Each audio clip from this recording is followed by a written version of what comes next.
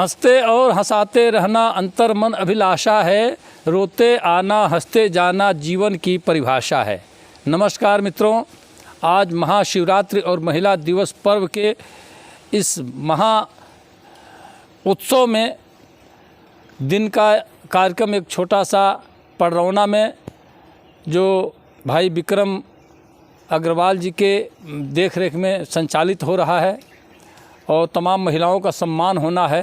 तो दिन के 4 से 5 बजे तक उपस्थित रहेंगे और साथ शाम को ग्राम सभा सिधामे धर्मागत पट्टी में शिव मंदिर पर आदरणीय पंडित सुबोधकांत कपिल जी के संरक्षण और देख रेख में तथा समस्त ग्रामवासी और क्षेत्रवासियों के सहयोग से आयोजित एक कवि सम्मेलन में जहां पंडित भूषण त्यागी और संतोष संगम, अवध किशोर, अवधूत, दिव्यांश रंजन सहित तमाम कविगण उपस्थित होंगे। आज शाम का शानदार कार्यक्रम सिधामे धर्मागत पट्टी में होगा, तो आप सब अगर अगल बगल से हैं तो उपस्थित होकर इस कार्यक्रम का लाभ ले सकते हैं।